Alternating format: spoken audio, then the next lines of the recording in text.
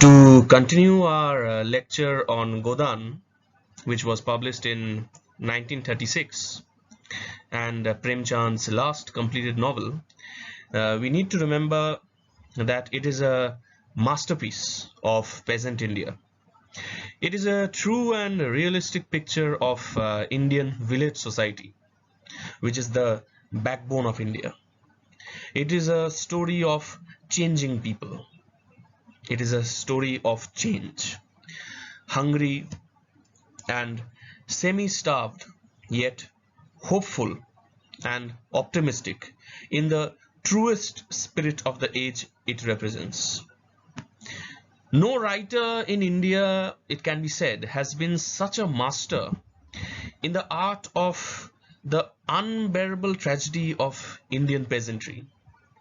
He depicts with a deep understanding the tragedy and the pathos of their dark lives, their rare smiles and unceasing sorrows, and their frustration and hopes.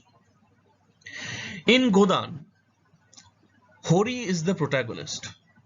He is an incorrigible simpleton, God-fearing and tradition-loving farmer who cannot think of violating the traditional values and customs. Being a fatalist, he cannot even dream of going against society, religious traditions and institutions. His simplicity and saintliness become a curse for this innocent creature. He becomes an easy prey to injustice and exploitation of the stone-hearted landlords and moneylenders. Yet he cannot stand against oppression. Godan is a realistic epic of the Indian rural life. The novel opens with intense desire of Hori to feed a cow. It is the intense desire of every Indian peasant to have his own field and cattle.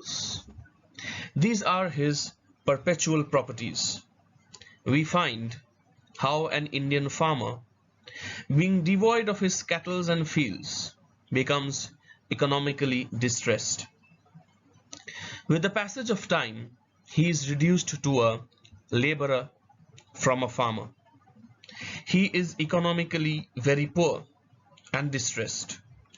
Though he has a dream of owning a cow, yet in his last moments nothing remains with Dhanya, his wife, except 20 annas.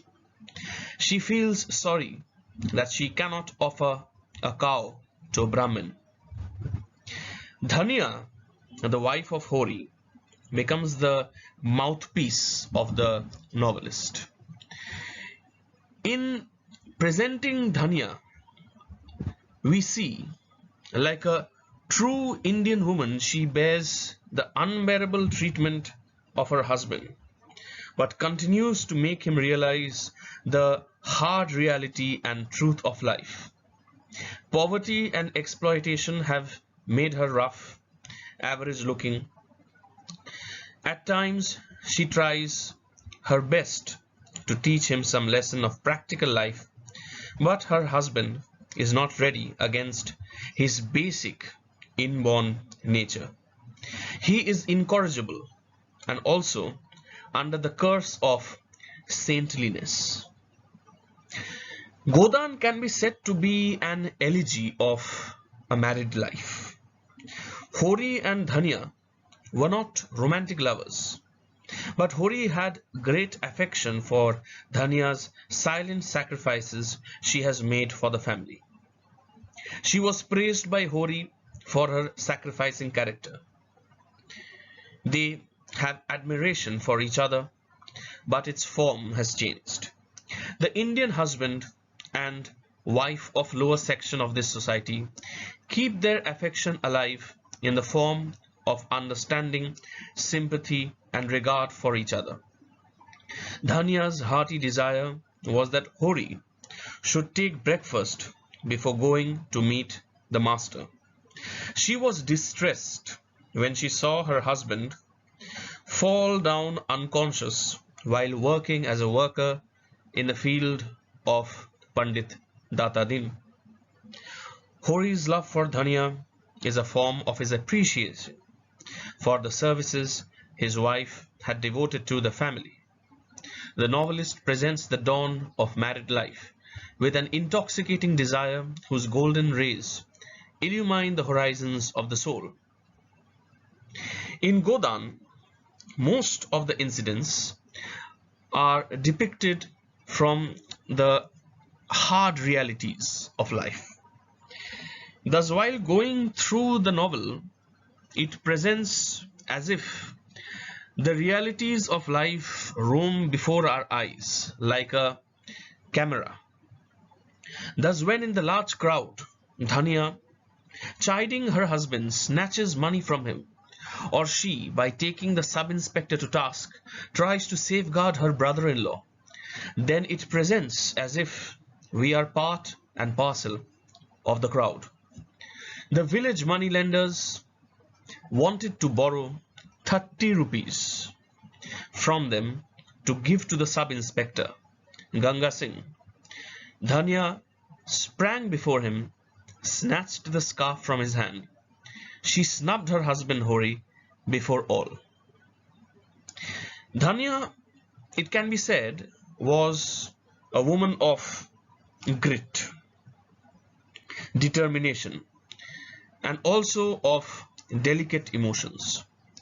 She was right to say that we are starving at home, longing for just a grain of food, with nothing to eat and to wear, and you go tossing out handfuls of money just to save your honor. Thus Dhanya's determination and speech saved the home from paying an unnecessary fine. The hard realities of life leave a deep impact on the mind and heart. She could tell the sub-inspector, if your investigation leads you to this conclusion, arrest me. I have seen enough of your justice and intelligence. That is what she says. She claims that cutting the throat of the poor is easy enough to separate milk from water. But running an honest investigation, it's something totally else.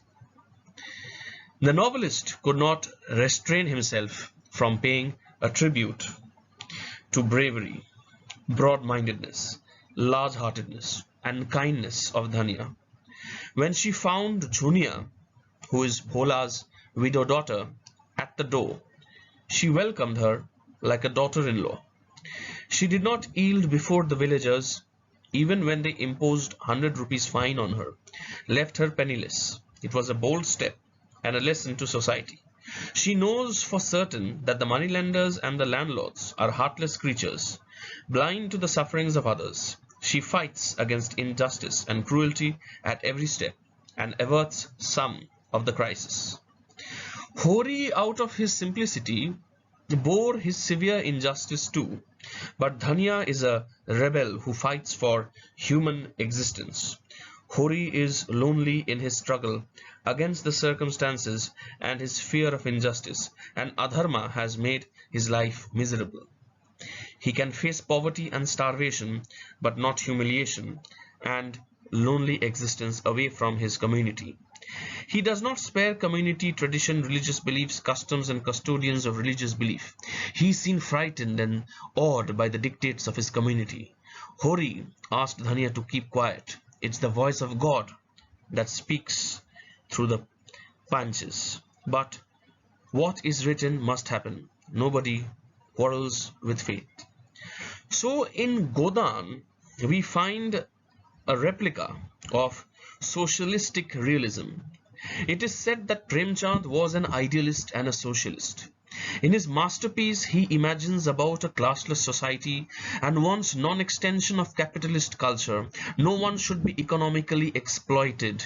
There should be no disparity between lower and upper status of life, and there should be equal right of all. He has shown in this novel that the poor and the powerful are both oppressed by a worldly pressure. If poverty restricts the individual freedom of the poor, social prestige and self-pride get in the way of the powerful. It is evident that Prem Chand is more sympathetic towards the poor and socially underprivileged, but he has a sharp insight into the agonies of the powerful as well as the poor. Follow my YouTube link for more lectures on Godan.